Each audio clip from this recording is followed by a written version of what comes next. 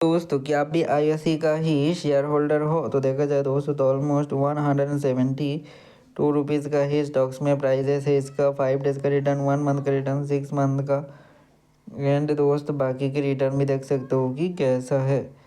तो देखा जाए दोस्तों तो ऑलमोस्ट 1350% का ही रिटर्न है दोस्त आईओसी का स्टॉक्स में। देन यहाँ पर भी कहा जाए तो रिटर्न देख सकते हो कि किस लेवल का है, ठीक है। तो यहाँ पर देखा जाए तो 250% का ही रिटर्न है इसका। तो 2.5 लाख करोड़ का ही मार्केट साइज है, ठीक है, आईओसी का स्टॉक्स में। देन यहाँ पर भी कहा जाए तो 10 रुपीज़ का ही कहा जाए तो पीई रेशियो भी दिखने को मिल रहा है। तो फिलहाल मैं कहूँगा आईओसी का स्टॉक्स में डिविडेंड यील्ड ख़राब नहीं है, कंपनी अभी भी मेंटेन कर रहा है अपना डिविडेंड को, ठीक है।